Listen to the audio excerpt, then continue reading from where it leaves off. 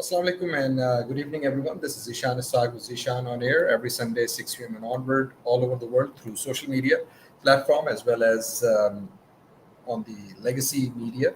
And I would like to welcome all our YouTube viewers as well as Facebook Live viewers. We're live on both platforms and all over the social media. So if you have not subscribed my YouTube channel, please do.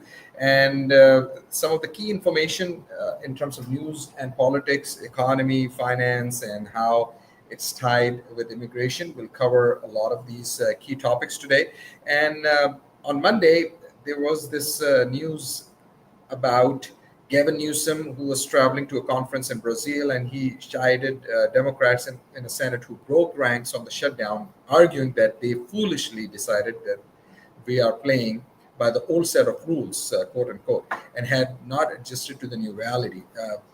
He has sort of become a new troll with regards to the Trump administration's policies, and he's definitely being followed by millions of people, not only in California, outside of California as well. And he is definitely considered as one of the top contenders as the 2028 presidential election is concerned. So he is in the news, and he is also talking about the fury which the Washington Post has literally published in this recent news article about these 8 Democrat aligned senators who voted with the Republicans to end the longest ever government shutdown, highlights the dramatic shift in the Democratic Party less than a year into President Donald Trump's second term. As voters and lawmakers argue, the party needs to adopt more ruthless tactics to counter the president and claw its way back to power. The Reuters, another news outlet, reported the U.S. House returns to Washington for vote to end government shutdown. The Washington Post reported this headline: "Shutdown defections spark fury as Democrats struggle to unify against Trump." So, what is going on? As we know, this is the longest ever shutdown, and at the end of the day, people are suffering. A lot of people, they need to have some government support, some subsidies, and those subsidies and government support, because of the end of because of the shutdown, uh, dried. And then from the other side, from the Democrats, the case has been proposed or being made to the public that the wealth and the distribution of wealth is moving more toward the 1% or maybe 0.1% of the 1% of the population. So there's no wealth that is being lost. It is just being moved from one group to another group. And people who are at the lower end of the totem pole, they definitely need some kind of support. And at the end of the day, it's about people. So that's what is going on. And regardless of what political spectrum you belong to, on the right side or on the left side or somewhere in the middle, or maybe more reasonable person, that's what's at stake. So the Supreme Court keeps full SNAP payments on hold with short-term order. So now the Supreme Court is involved, and these are supposed to be administrative policies because each government, whoever is in power, it's incumbent upon them to ensure that a fair set of rules and a fair set of governance is provided across the United States of America. That is the role of the federal government. And then each state, they have their own different kinds of programs depending on the structure of that particular state, meaning sometimes the state is more liberal, sometimes the state is conservative, or somewhere in between. And the Supreme Court, when they are getting involved into these type of payments and these type of orders, that means there's fundamentally something wrong with regards to the administrative system, not only at the federal level, but also at the state level.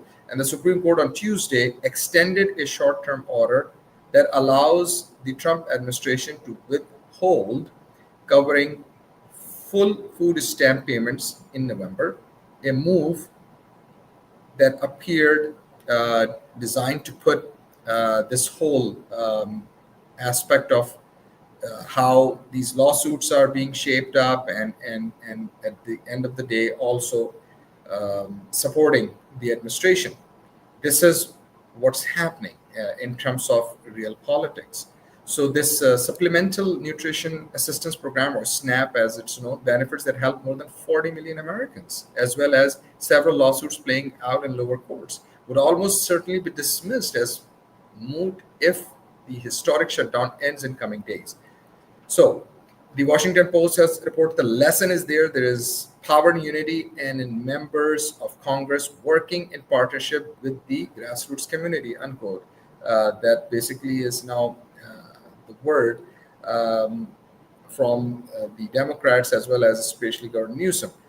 Quote, this is why so many people are feeling let down at this moment, because that unity was important, unquote. Beyond the shutdown, the party has also shifted course on redrawing congressional maps, retreating, retreating, retreating from past attempts to rely on independent commissions as Democrats fight a wave of Republican led efforts to alter maps in conservative led states. Governor, California Governor Gavin Newsom, he's a Democrat, led a successful campaign to redraw his state's map and won voter approval in a special election last week, prompting Democrats in states such as Virginia, Illinois, and Maryland to consider similar efforts. So, this is another aspect of how the representation of elected officials or people who are voted into power because of this gerrymandering and redrawing of these maps would fade away. There's no other way to put it. The Washington Post has also reported further in terms of how the reaction to the two votes on Sunday and Monday, which provide a pathway for the government to reopen after more than 40 days, was fierce. Republican Representative Ro Khanna, he's a Democrat from California, called for Senate Minority Leader Charles Schumer to be replaced. Struggling, he was suggesting he was ineffective leader, even though Schumer opposed the government funding measure. So very interesting scenarios, as we can tell that there's no unity within the Democratic ranks, and it's definitely helping the Republicans, regardless of what political ideology, what party you belong to, who you support, who you don't support, or if you're more pragmatic, or if you're in the middle. People are getting impacted negatively. That's basically the word on Main Street. The Washington Post, the USS Gerald, in terms of the international news, Gerald R. Ford, which is the USS aircraft carrier, has entered waters near Latin America, prompting Venezuela to put the entire military's arsenal at the ready as the U.S. naval buildup fuels a speculation that the Trump administration intends to dramatically escalate its deadly counter-narcotics campaign there. So this is another international front that, because of the U.S. Southern Command jurisdiction, and then the vast area, and then where these boats or these narcotics come to the United States. So this is going on, and it's developing news. We'll continue to keep an eye on it. The Washington Post has reported this with regards to the disruption that needs to happen with narcotics trafficking, and at the same time degrade and dismantle transnational criminal organizations. That's basically what Washington Post reported. The Pentagon spokesman Sean Parnell said in a statement. So we will see how this shapes up in the next coming days, weeks, and months. Very important news with regards to the stock market. A lot of people are scratching their heads because of the tariffs impact, because many organizations or businesses, industries, they literally pre-stocked or made sure the inventory based on the future supply and demand, and and with those considerations, they purchased many of these products and filled their inventory stocks with prices that were pre-tariff era. Now, as those supplies have been, I would say, reduced, or they're now replenishing with the new stock, they're getting higher prices based on uh, those tariffs and based on how the market conditions are. So the stock market obviously reacted to that, and there were many analysts. They were whistling, blowing these whistles, and sharing their concerns for days, and then I would say in some cases weeks. The stock market tumbled, and Dow tumbles 800 points with Nasdaq, S&P 500 hammered as investors pair rate cut bets. So it's also tied to this whole idea whether the federal rate cuts would fuel the economy with the lower borrowing costs, because when the interest rates are lowered, it helps the businesses and even an average Joe to uh, get borrowing at a lower cost. So this is how it impacts your wallet and all our wallets. Bitcoin, obviously the cryptocurrency, which is very volatile, also fell, and basically the headline was Bitcoin falls below. It was by Yahoo Finance, below 99,000, because it went all the way to under 20,000 or so. Its lowest level since May as cryptocurrencies tumbled. So the world's largest cryptocurrency dipped 2% to hover below 99,000. The token has been unable to make a comeback following a sharp sell-off in October when leveraged positions and selling from long-term holders put pressure on prices. Now, with regards to US stocks, fell sharply on Thursday, led by a decline in tech stocks as the end of the longest ever US government shutdown was met by concern from investors that the Federal Reserve's plans for a December rate cut might be in doubt.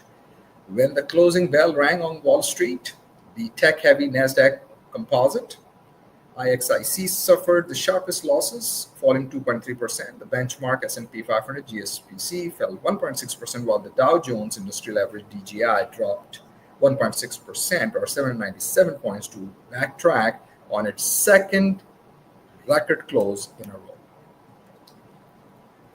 And this financial economical impact has the immigration impact as well, because President Donald J. Trump defended H-1B visas, on November 11th during an interview that aired Tuesday night, arguing foreign labor is needed at times because U.S. workers do not have certain, quote, certain talents, unquote. Now, that's what the president is saying based on the lobbying from the tech companies, from these large Fortune 100 organizations.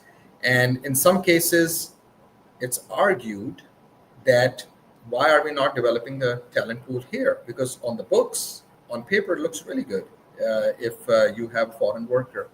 And that foreign worker may not be investing anything in this country because it's a temporary visa. They may go back to wherever they have come from. But the American will always be investing and buying here in America. And also with a stable economy, with a stable job, they will not lose confidence in the economy. So they will not going to even save a lot of cash or dollars, because he or she may not know if they will have a job 2 or 3 or 6 months from that point. So why the H-1B will continue to be in the news, because although the Trump administration has raised the 100K fee, but that's on future visas. What about now? People are suffering now. That's the moment of now. And we cannot just shy away from, or looking the other way, or shy away from dealing with very important and difficult topics. Immigration is one of them. So Trump made the remarks during Fox News interview when asked whether his administration would prioritize the costly visas that allowed skilled workers from overseas to temporarily work in the United States. He said the U.S. has to, quote, bring in talent, unquote. Well, the talent is here, Mr. President. And I have worked in the tech industry, and I've gone through multiple layoffs as well. Why? That is the question.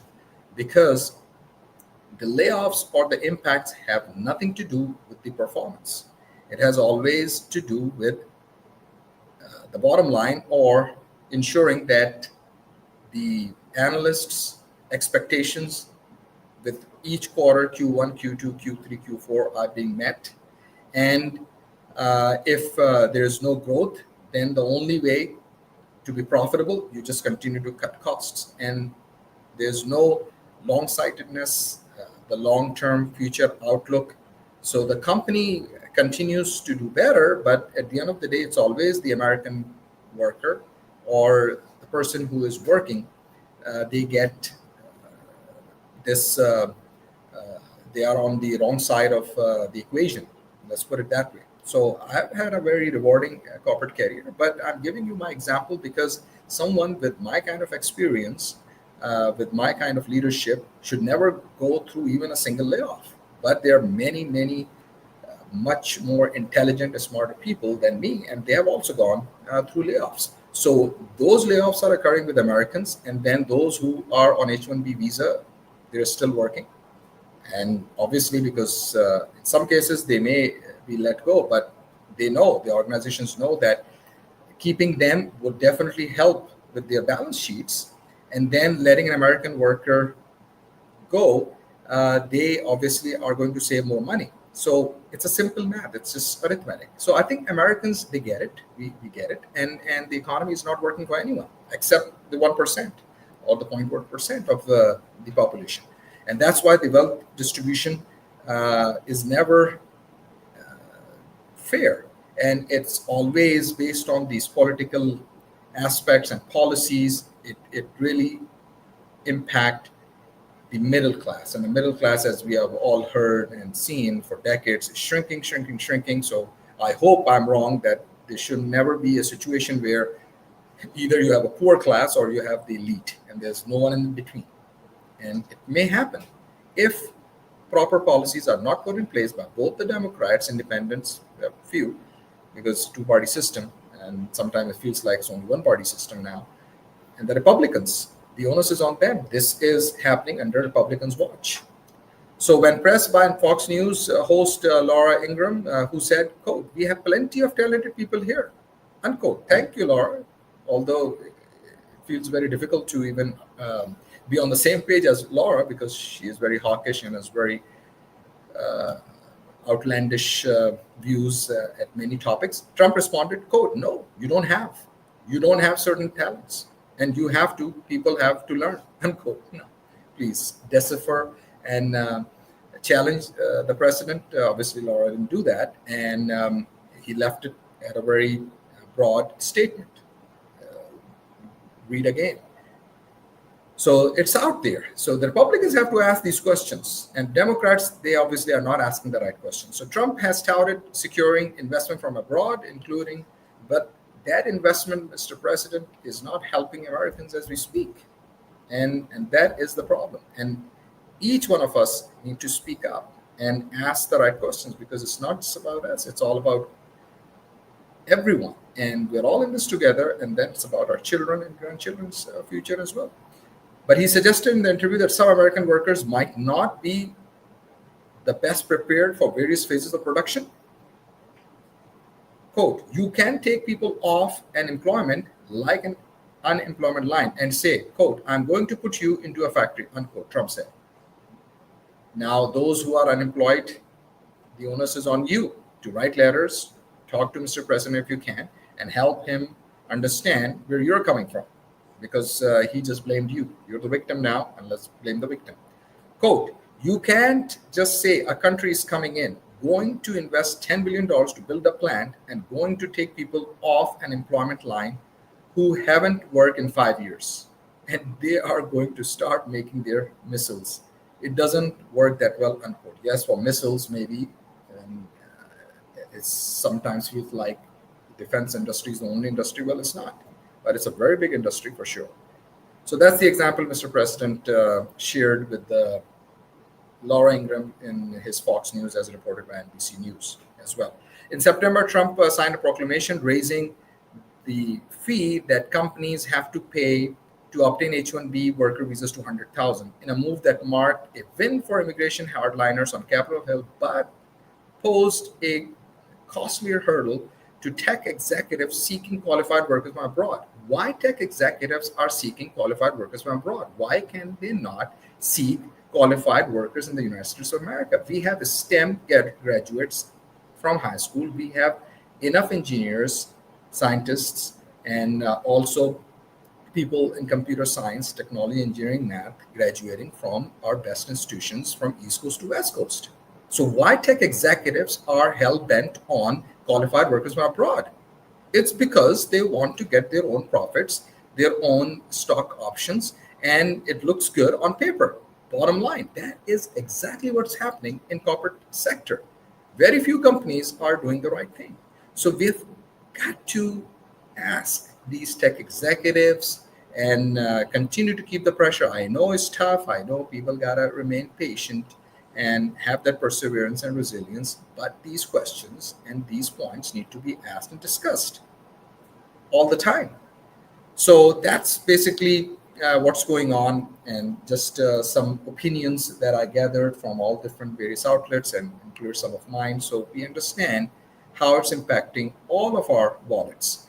Now, like I mentioned, with economic policies and financial policy and finance, it impacts immigration. So we still have legal immigration in this country. Green card updates reveals gains for applicants, full list of changes. So what people are saying, the US CIS, the US Citizenship and Immigration Services, says on its website, quote, a visa must be available before you can take one of the final steps in the process of becoming a lawful permanent resident. Because more prospective immigrants want lawful permanent residency than the limited number of immigrant visas allow, not everyone can immediately get an immigrant visa. How long you must wait depends on your priority date, preference category, and the country to which the visa will be charged.